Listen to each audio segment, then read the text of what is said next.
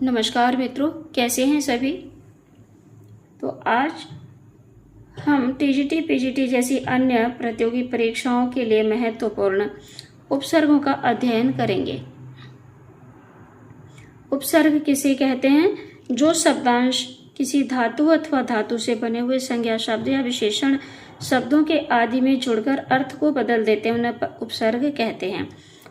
तो उपसर्गेण धातुर्थो बलादन्यत्र नीयते प्रहाराहारम संहार विहार परिहारवत। तो ये सभी उपसर्ग जो हैं ये संस्कृत के हैं। हिंदी के उपसर्ग अलग हैं इन्हीं के विकृत रूप।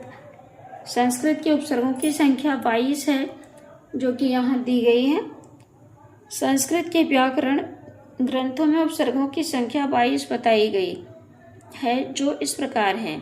ये सभी अति अधि अनु अप अभिप्रति प्रपरा परि आप्रति उप दुस निर सुबि दुर निस सम नि उद अब।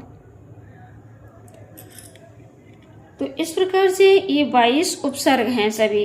यहाँ तो ये कुछ कम दिए हुए हैं और ये तो सब इस प्रकार से हैं। प्रपरा सम अनु अब निस निर दुस दुर वियांगनी अधि अपि इत्यादि करके ये सभी 22 उपसर्ग हैं। तो इनको यहाँ देख लेते हैं। इन सभी उपसर्गों का अर्थ भी अच्छी प्रकार से देख लेंगे। मुख्य धातुओं के साथ उपसर्गों का प्रयोग एवं अर्थ, इन्हें भी ठीक से देख लेंगे। स्था धातु में ये सभी उपसर्ग जुड़ा करते हैं। उत अनु सम प्र अव उप अधि। गम धातु में ये सभी उपसर्ग जुड़ा करते हैं। आ निर अनु उद अब प्रति अधि अब उपसम। और ह्री धातु में ये उपसर्ग काम आते हैं।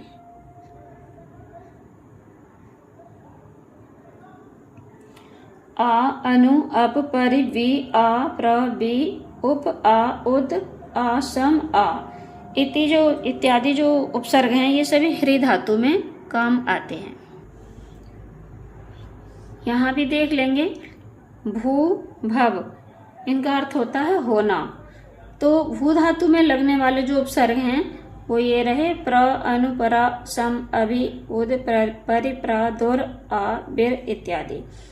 क्री धातु में लगने वाले उपसर्ग ये रहे। अप अपा अनु उप तिर नम सम निर्वि आप।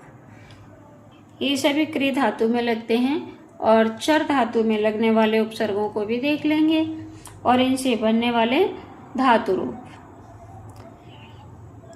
वी, जैसे चर धातु में भी उपसर्ग लगा तो विचरति बना विचरणी करता है। इसी प्रकार से सभी धातुओं में उपसर्ग लगने के बाद में अपकरोति मानी अपकार करता है, अपाकरोति दूर करता है। इसी प्रकार से सभी उपसर्गों के साथ लगकर उपसर्ग से जुड़ी हुई धातुओं का अर्थ भी देख लेंगे और इनसे बने हुए शब्दों को भी देख लेंगे।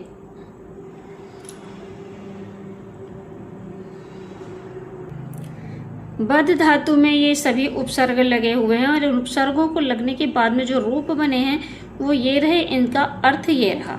नी धातु में लगने वाले उपसर्ग ये सभी हैं और इनसे बनने वाले शब्द और इनके अर्थ। सार संक्षेप को देख लेंगे। जो शब्दांश किसी धातु अथवा धातु से बने हुए संज्ञा शब्द या विशेषण शब्दों के आदि में जुड़कर अर्थ को बदल देते हैं, उन्हें उपसर्ग कहते हैं। संस्कृत के व्याकरण ग्रंथों में उपसर्गों की संख्या 22 है। उपसर्ग धातु से पहले प्रयुक्त होते हैं। उपसर्ग धातु अर्थ बलपूर्वक परिवर्तित हो जाता है। उपसर्ग लगने से धातु का अर्थ जो है वो बदल जाता है। उपसर्ग दो शब्दों से मिलकर बना है, उप प्लस सर्ग। उप का अर्थ है समीप तथा सर्ग का अर्थ है सृष्टि करना। उपसर्ग वे पूर्व प्रत्यय हैं जो कृदंत तिगंत से पूर्व लगकर अर्थ परिवर्तन कर देते हैं। शब्दों में एक से अधिक उपसर्ग भी लग सकते हैं, जैसे बी अब हार। व्यवहार शब्द बना तो इसमें मूल शब्द हार है, बी और अब दो उपसर्ग लगने से व्यवहार बना। उपसर्ग लगने से धातु के अर्थों में अंतर आ जाता है। हिंदी के उपसर्ग संस्कृत के उपसर्गों के अपभ्रंश ही है।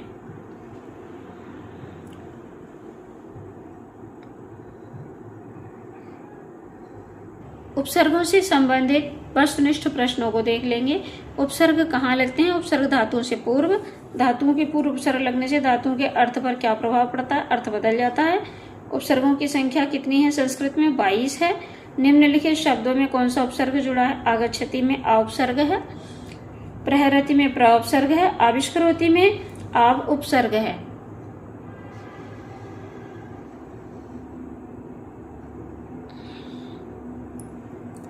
निर्णयति में निरुपसर्ग है, अभिनयति में अभि उपसर्ग है, अपगच्छति में अप, अवतिष्ठति में अव उपसर्ग है, आविर्भवति में आ प्लस विर। प्रतिपद्धति में प्रति उपसर्ग है, परिधि में परि उपसर्ग, प्रत्यक्षण में प्रति उपसर्ग, प्रवीण में प्र है, पराकाष्ठा में परा उपसर्ग है, अपशकुनम में अप है, आपूर्ति में आंग कहिए या आ उपसर्ग कहिए।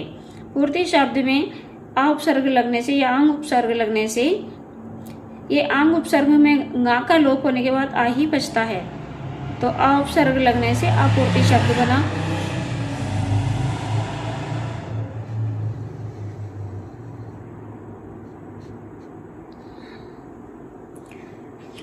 निस्सार शब्द में निस कहिए या निह कहिए।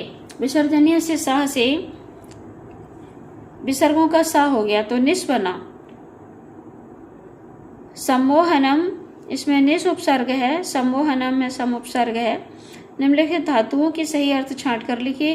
तिरो भवति माने छिपता है, अनुगच्छति पीछे चलता है, विबदते माने विवाद करता है, संघरति माने मारता है, प्रकृते माने जबरदस्ती करता है, प्रणयति प्रेम करता है, प्रपतति माने गिरता है, क्षिपति फेंकता है, प्रतीक्षति प्रतीक्षा करता है, प्रत्यति माने विश्वास करता है, परिचिनोति माने पहचानता है, आलपति माने बोलता है, और अंतर्दधाति छिपता है, निषेधति बैठता है, आपद्यति माने आपदा में पड़ता है। निम्नलिखित स्थूलांक शब्दों में कौन सा उपसर्ग है?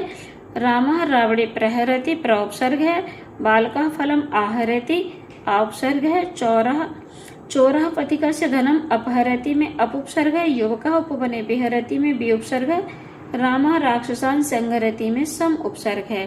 अब इनसे संबंधित, इन्हीं उपसर्गों से संबंधित इन प्रश्नों की उत्तर माला भी देख सकते हैं।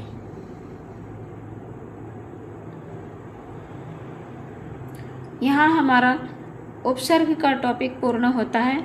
मिलते हैं अगली नई वीडियो में प्रत्यय के साथ। तब तक के लिए जय हिंद, जय भारत।